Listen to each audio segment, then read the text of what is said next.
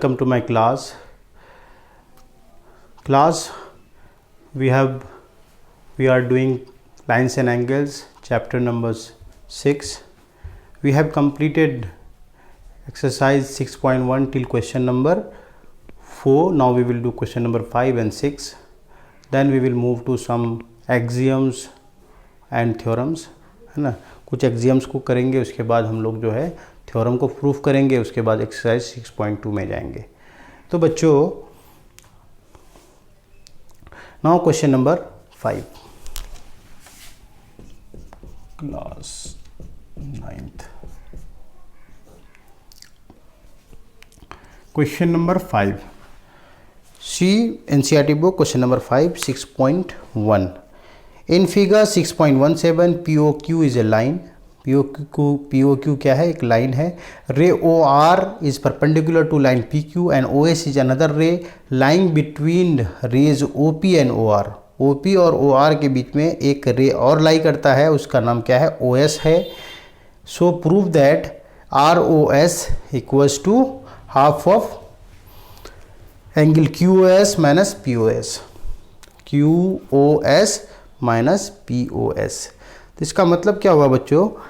आप जो है पहले इस फिगर को ड्रॉ करेंगे हम लोग. व्हाट इज द फिगर बच्चों? फिगर इज PQ क्या है? एक लाइन है. उसके परपेंडिकुलर एक क्या है? एक रे है ना. वो क्या है? परपेंडिकुलर है. This mean that will B of 90 degree. Perpendicular का मतलब होता है 90 डिग्री का होना. और उसके बाद ये O हुआ पॉइंट. OP और OR के बीच में एक रे है ना. उस रे को क्या बोलते हैं? OS. O से निकलेगा ये रे, यानी यहाँ पे OS हो गया, है ना. क्या ये 90 डिग्री गिवन है? परपेंडिकुलर गिवन है. तो आपको क्या फाइंड करना है? ROS, यानी ये ROS equals to what? Half of QOS. बच्चों, QOS माइनस POS. तो बच्चों ROS जो है दो एंगल, ये जो एंगल है ROS, ये जो एंगल है इसको हम दो तरीके से लिख सकते हैं, है ना. तो पहले क्या क्या गिवन है वो लिख लेते हैं. PQ गिवन क्या है बच्चों? गिवन है PQ is a line and OR perpendicular to PQ. PQ के परपेंडिकुलर है बच्चों. और अब जो है हमको प्रूफ करना है कि ROS. तो एंगल ROS को लिखने का तरीका क्या होगा, है कि नहीं? यानी एंगल ROS प्रूफ हम क्या करेंगे? सबसे पहले लिखना पड़ेगा to proof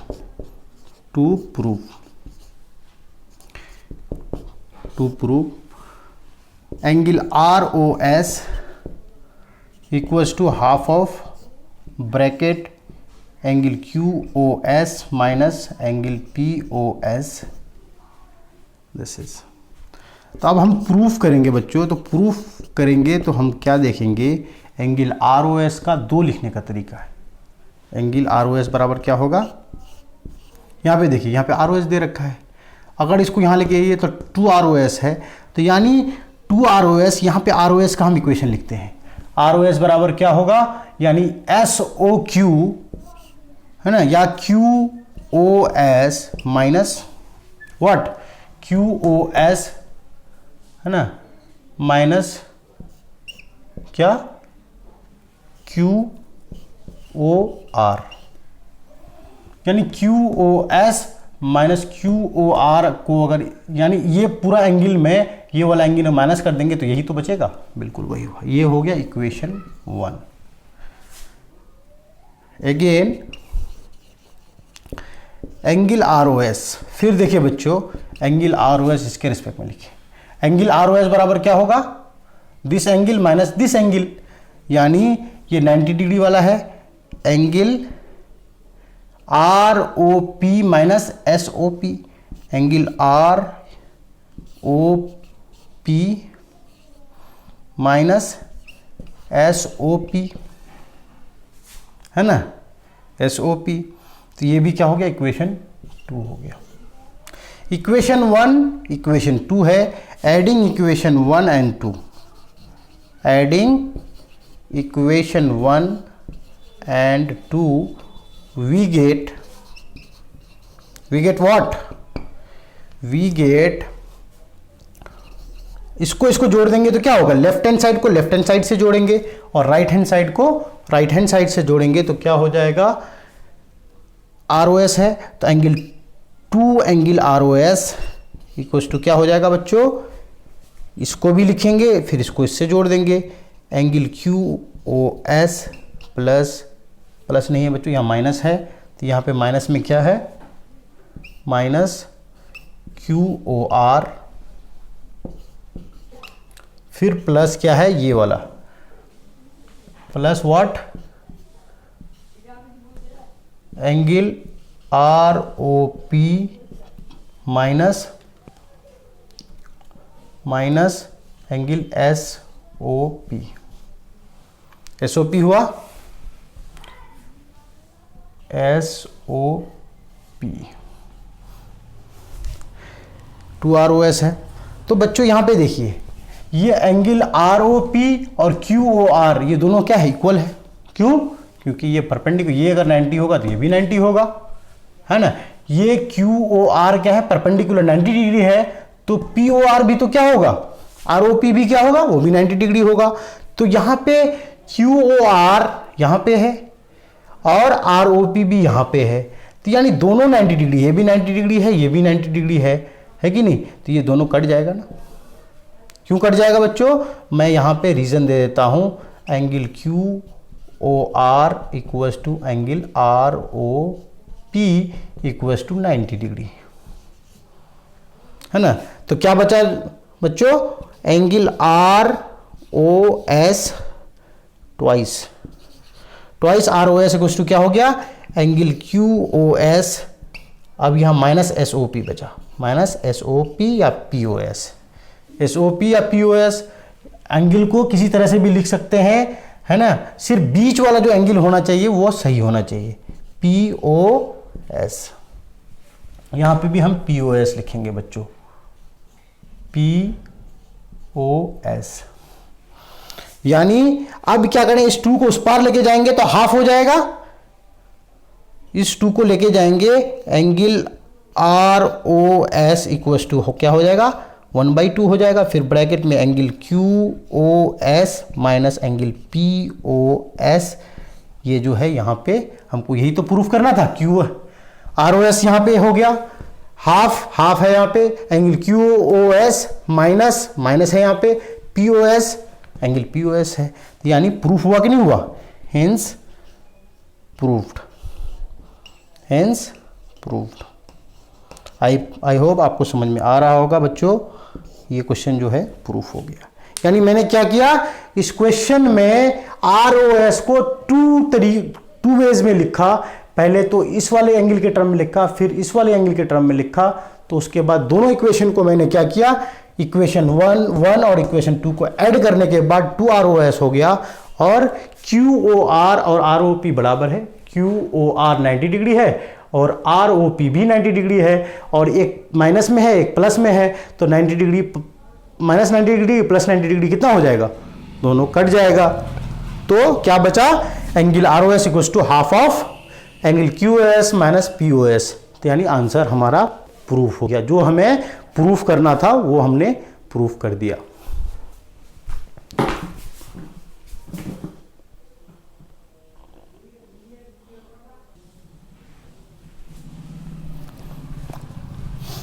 Students, we have done till question number 5. Now we will do question number 6. In question number 6 there is no figure, we have to draw the figure ourselves. हम लोगों को अपने से फिगर को ड्रॉ करना है, then we have to answer. तो students 1 minute please.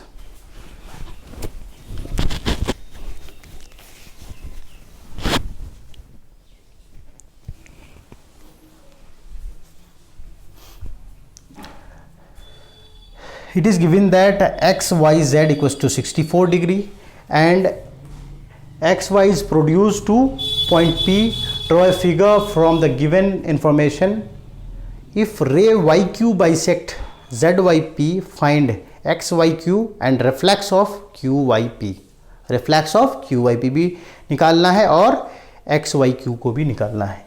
What is here XYZ? One angle given is XYZ, है ना. XYZ कोई एक एंगल है बच्चों. XYZ in angle,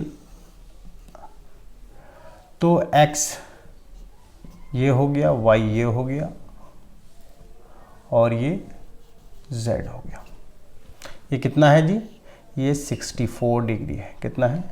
64 degree. And XY is produce two point P, यानी XY को ही produce किया गया है, यानी इधर इधर लाया गया है, उसको एक्सटेंड किया गया है, यहाँ लेके आया गया है टिल पॉइंट P तक लेके आया गया है. Draw a figure from the given information. उस जो इंफॉर्मेशन हमारे पास था उससे हम लोगों ने क्या किया, एक फिगर बना लिया. इफ रे YQ bisect ZYP. What is ZYP है? ZY and P.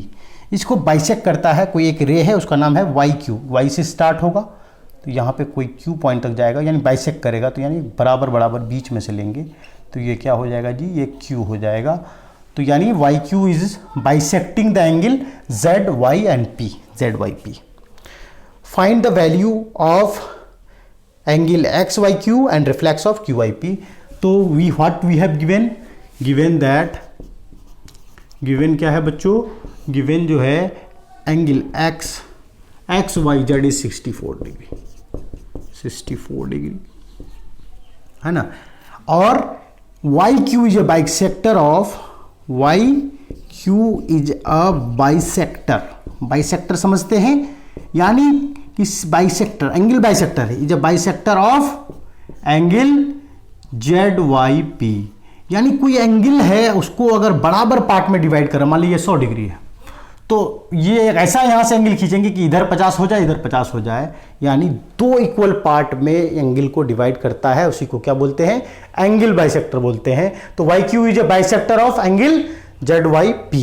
What now we have to calculate, what to prove, to find. Find करना है, प्रूफ नहीं करना. To find, to find what?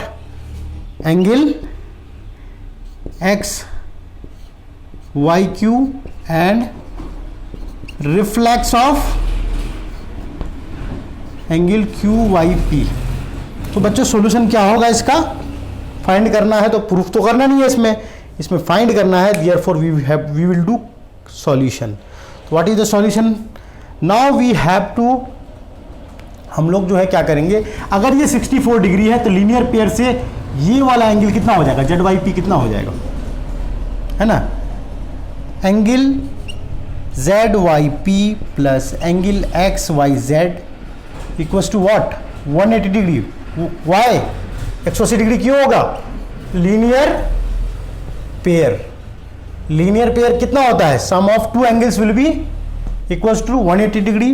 तो उसको हम क्या बोलते हैं? लीनियर पेयर बोलते हैं. This means this angle is given how much? 64. So we can find out angle ZYP equals to 180 degree minus what? XYZ is how much? It is 64 degree. This means, है ना, 10 minus 4 is 6 and 17 minus 6 is 11. This means 116 degree. Angle ZYP is 116 degree and YQ is a bisector of ZYP. This means can we find out, हमको क्या XYQ find करना है. तो XYQ, तो उसके लिए हमको ये एंगल पता होना चाहिए, क्या? ZYQ पता होना चाहिए. ZYQ पता करने के लिए हम क्या करेंगे? एंगल, ये पूरा एंगल तो निकल गया और ये एंगल बराबर है, तो इस वजह से हम क्या करेंगे? एंगल ZYQ, है ना, angle ZYQ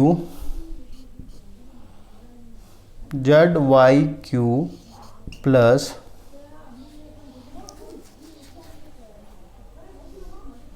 angle ZYQ equals to angle QYP. क्यों भाई? क्यों? क्योंकि Y Q is a bisector है, इज अ बाइसेक्टर। अगर बाइसेक्टर है तो ये इसके बराबर होगा। तो बच्चों जब बराबर होगा तो क्या करेंगे, अब ये पूरा एंगल कितना है? एंगल अब Z Y Q plus Q Y P equals to क्या हो जाएगा जी? जेड वाई पी हो जाएगा, एंगल जेड वाई पी, यानी this angle plus this angle will be equal to this angle. तो इसी वजह से जेड वाई पी हो जाएगा, और ये दोनों बराबर है तो इसी वजह से हम इसको क्या बोलेंगे? Twice Z Y Q, twice Z Y Q equal to what? Z Y P is how much? Z Y P is 116 degree, 116 degree है बच्चों। तो twice of Z Y Q equal to 116 degree, then Z Y Q equal to what? Z Y Q equal to 116 by 2, that will be equal to 58 degree. Z Y Q कितना हुआ बच्चों? Z Y Q जो है आपका 58 degree हुआ। और हमको क्या फाइंड आउट करना है? एक्स वाई क्यू करना है। तो एक्स वाई क्यू कैसे निकलेगा? Now angle X Y Q equal to what? अब इतना आप जो है क्या करें, नोट डाउन कर लें, फिर आगे हम आपको सॉल्यूशन कर देते हैं। जेड वाई क्यू इतना हो गया, तो एंगल जो फाइंड करना है X Y Q, angle X Y Q equal to क्या होगा? Angle Z Y Q plus angle X Y Z. Z Y Q कितना है जी? यहाँ 58 डिग्री है, plus X Y Z is how much? X Y Z is 64 degree. 8 plus 4 is 12, carry 1 plus 6 is 6, 6 plus 6 is 12, 122 degree. Angle X Y Q equals to how much? 122 degrees, है ना। X Y Q कितना हुआ? 122 degree हुआ बच्चों। तो X Y का value find out कर लिया, reflex of Q Y P. तो क्यू वाई पी कितना होगा? जितना जेड वाई क्यू है उतना ही क्या होगा, है ना, angle Q Y P equals to angle Z Y Q. और जेड वाई क्यू कितना दे रखा है? 58 डिग्री दे रखा है। जेड वाई क्यू कितना दे रखा है? 58 डिग्री। तो reflex of Q Y P कितना होगा? Reflex of Q Y P होगा, reflex of angle Q Y P equal to 360 degree minus Q Y P. Q Y P कितना है?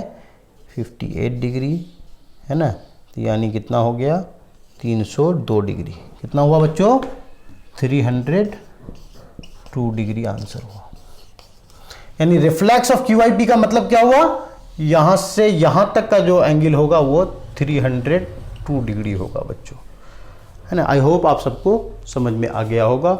अगर आपको नहीं दिख रहा था बोर्ड तो आप देख लीजिए, सारा नोट डाउन कर लीजिए and prepare a good note, है ना। सारा आपका जो है 6.1 कंप्लीट हो गया है।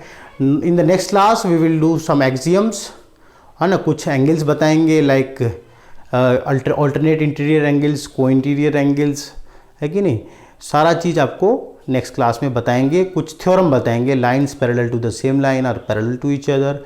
इस तरह के कई थ्योरम है जो बहुत इंपॉर्टेंट है आगे के एक्सरसाइजेस के लिए। So we will study the remaining chapter in the next class.